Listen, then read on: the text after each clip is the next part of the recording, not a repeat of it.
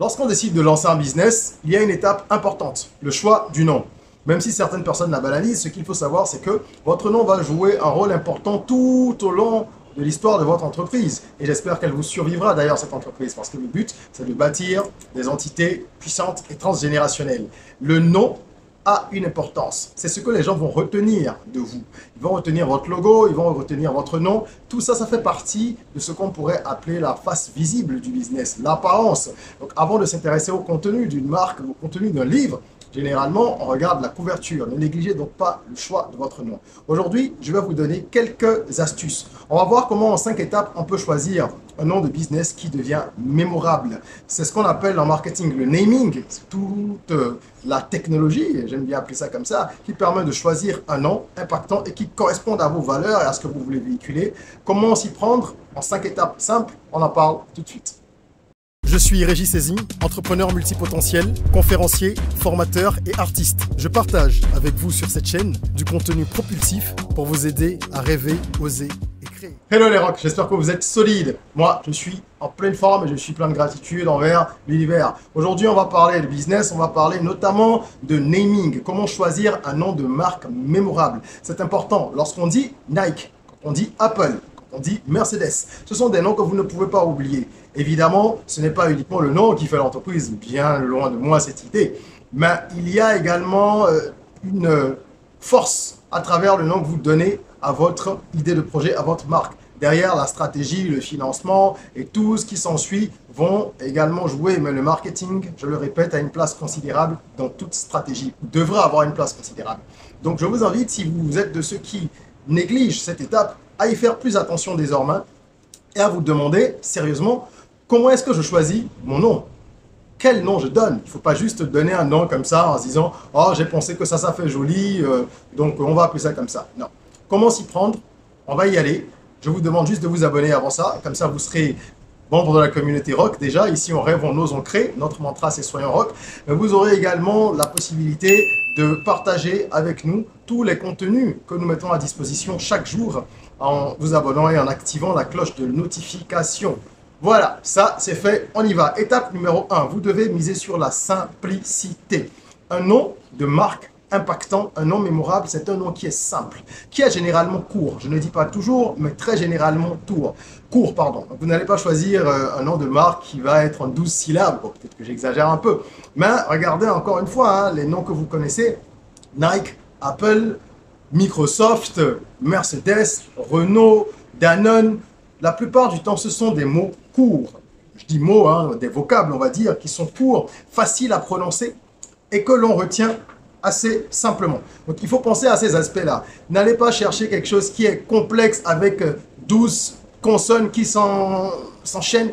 Évidemment, tout dépend de la langue aussi. Si vous êtes dans un contexte allemand, par exemple, ou germanophone, ça va être différent parce que là-bas, les consonnations sont différentes. Mais adaptez ça de sorte à ce que ce soit facilement prononçable et facilement imprimable pour tous et par tous. Le deuxième principe, c'est celui de l'évocation. Il faut que votre nom ait un sens. Vous ne pouvez pas choisir un nom juste comme ça. Ça doit avoir un sens et le sens doit être relié d'une manière ou d'une autre à vos valeurs, à votre activité, à ce que vous voulez faire, à votre philosophie. D'accord? Et il y a plusieurs techniques pour ça. On ne rentrera pas dans les détails de ces techniques aujourd'hui, puisque là, le but, c'est de vous montrer en 5 étapes comment faire. Hein. On a parlé de la simplicité, là, on est sur l'évocation, mais je vais quand même vous donner quelques exemples. Okay? Vous pouvez miser, par exemple, sur l'analogie avec le monde animal.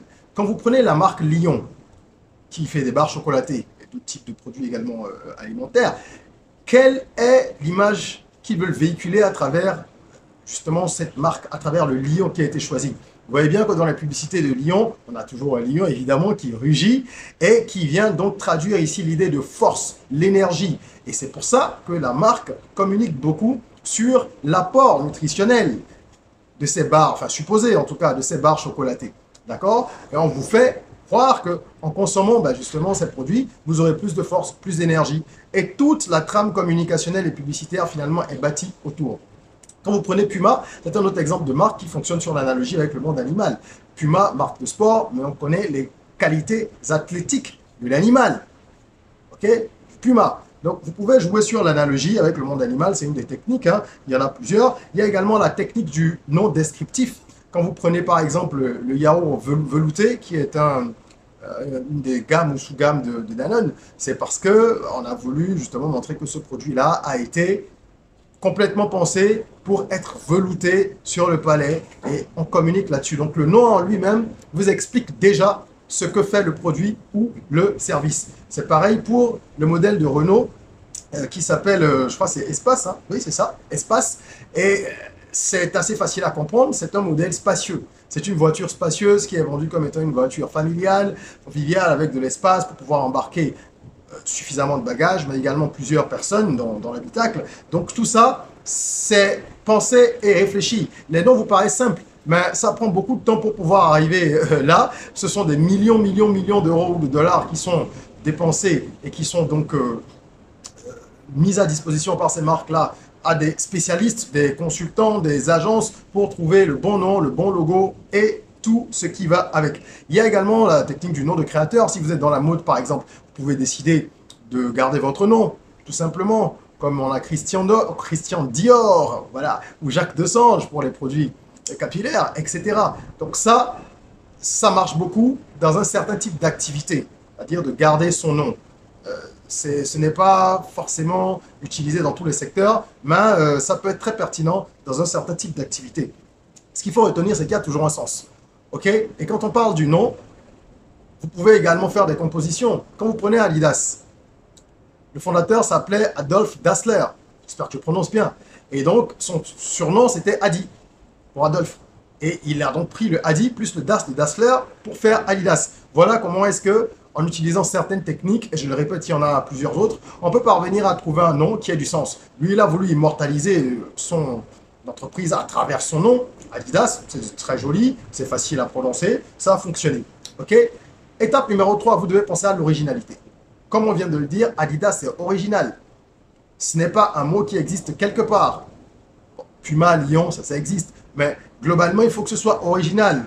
Hein, il y a des exceptions. Encore que, lorsque vous choisissez même Lion pour un produit, c'est au moment où vous faites ce choix-là, où la marque n'est pas encore connue, vous vous lancez, c'est original. Pourquoi est-ce que vous choisissez Lion? Il faut que ça puisse interpeller, il faut que ce soit simple, mais en même temps un peu intriguant. Quand vous entendez Google, on se dit, mais ça vient d'où? Vous allez chercher, il y a l'histoire derrière. On pourra en reparler. Nike, ça vient d'où? Ok? C'est original, c'est simple, mais ça évoque quoi? C'est pourquoi Nike? D'accord? Donc il faut toujours un peu titiller ça. Moi, j'ai eu une marque à un moment qu'on a développée pendant de longues années dans l'agroalimentaire qui s'appelait Daelian. Donc, les gens se disaient, mais c'est quoi Daelian? Quand on doit le prononcer avec les consonances des langues locales que j'ai utilisées pour créer ce nom, langue locale du Bénin, on dit Daelian, mais à l'international, tout le monde disait Daelian.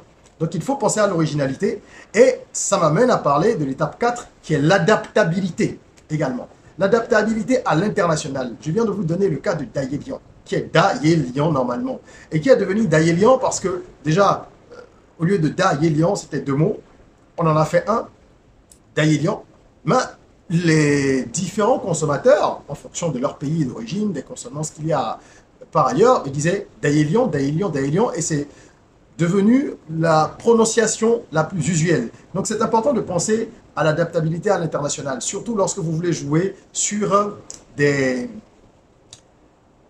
consonances qui sont dans nos langues. Ok? Vous savez par exemple que le G et le B qui donnent ba. On dit par exemple président Gbagbo, ou le K et le P, on dit Akpakpa, c'est un quartier Cotonou, etc. Ou le NDRI, on va dire Ndri. On a beaucoup de ce type de mots, de consonances, d'agencement, de sonorités dans nos langues. Et ce n'est pas facile pour les personnes qui ne sont pas locutrices de nos langues. Donc vous entendez Gbagbo, vous entendez Ezin, pour moi mon nom, alors que théoriquement c'est Ezi, mais c'est un I, c'est pas un I. C'est difficile pour les personnes qui n'ont pas ces sonorités-là, ces consonances dans leur langue. Des Américains, des anglophones, de façon plus générale, mais je vais dire américains parce que anglophones, il y en a en Afrique qui ont des noms comme ça. Donc si vous prenez des Américains, des Anglais, des Français, des Belges, ils auront du mal à prononcer tout ça. D'accord? Comme on dit Djabi, DJ. Djabi, ils vont te dire Djabi, ils vont te dire Akpakpa. Donc c'est bien de vouloir imposer l'Afrique un peu partout, mais il faut tenir compte de ça. Donc choisissez par exemple des assemblages en termes de consonance, de sonorité qui seront faciles pour tout le monde. Sinon, ça peut être compliqué. Je vais vous donner un exemple, deux d'ailleurs. Il y a l'exemple de Chevrolet, okay? Parce qu'il y a ce que j'appelle la prononciation, mais il y a également le sens. Il faut faire attention à ça. Chevrolet, qui est donc une marque automobile très connue, avait lancé, je ne sais plus quand, mais il y a plusieurs décennies, un modèle qui s'appelait Nova, donc Chevrolet Nova.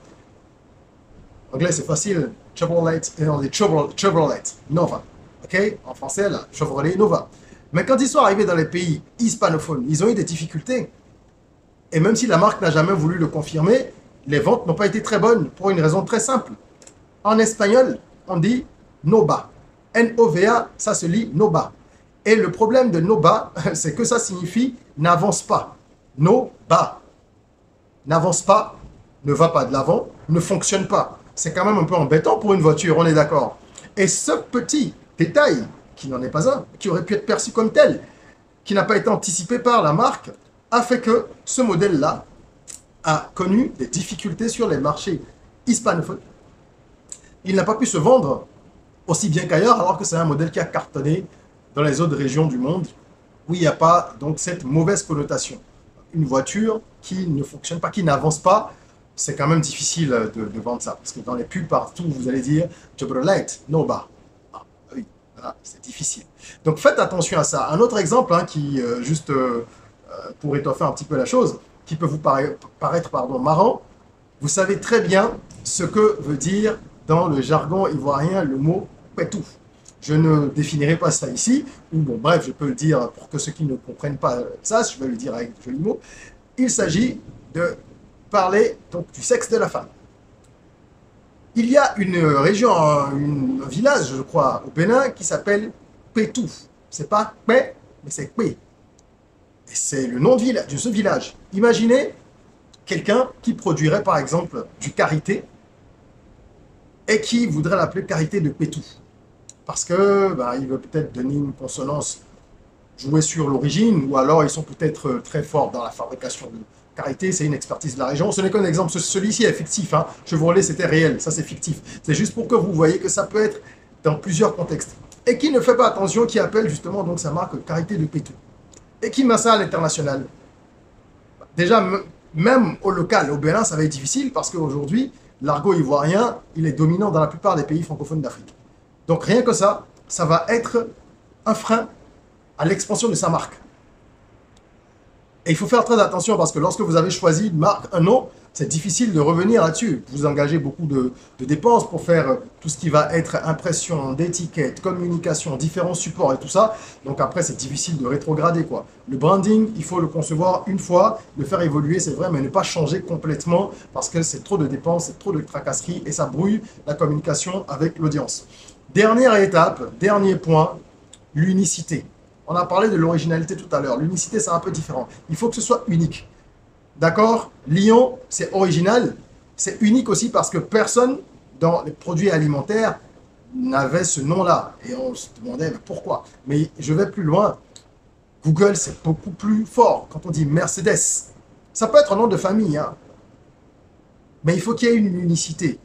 Parce que même quand vous allez vouloir protéger votre marque, on va vous demander à l'OAPI ou à l'ANAPI, si vous êtes en France, l'OAPI c'est pour l'Afrique et encore certaines régions, bref, l'organisme qui s'occupe de la propriété intellectuelle, que vous soyez au Canada, en Chine, n'importe où, va vous demander ça. Il va falloir qu'il y ait de l'unicité, de l'originalité dans votre nom. Et ils vont faire une recherche d'antériorité pour voir si le nom que vous voulez déposer n'est pas déjà utilisé sur les territoires qui sont protégés par cette organisation, par quelqu'un d'autre. Est-ce qu'il n'y a pas une autre personne morale ou même physique qui a déposé ce nom? Est-ce que le nom est véritablement unique et est-ce qu'il est original? Je vous invite justement à creuser les questions juridiques parce que quand on parle de protection, c'est de ça qu'il s'agit. Ok? Quand vous voulez choisir un nom de marque, faites en sorte de veiller également au contour juridique. Et nous avons une formation sur notre plateforme d'e-learning academyrock.com dans le lien en description où nous parlons des clés juridiques pour sécuriser son business, tout ce qui concerne les contrats. Comment ne pas se faire virer par un bailleur du jour au lendemain parce que votre activité fonctionne et il veut augmenter le loyer.